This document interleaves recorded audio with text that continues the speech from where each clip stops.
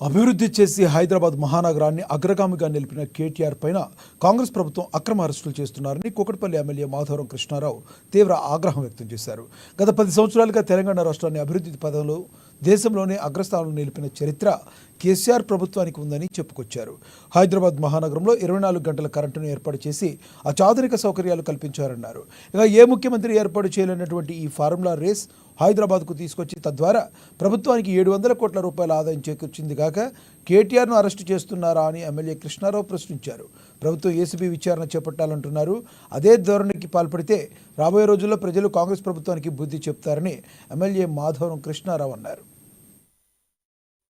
ఏ రాష్ట్రంలో చేయనటువంటి ఆ రేస్ తీసుకొచ్చి హైదరాబాద్ నగర్ బ్యాండ్ పెంచాలి, భారతదేశాన్ని ఇతర దేశాలకు కూడా ఒక బ్యాండ్గా ఉండాలనేటువంటి ఆలోచనతో ఆ రోజు కేటీ రామారావు గారు తీసుకొచ్చి దాన్ని ఒక ప్రపంచ స్థాయిలో గుర్తింపు చేశారు. కొన్ని డబ్బులతో చేసేటివి ఉండవు.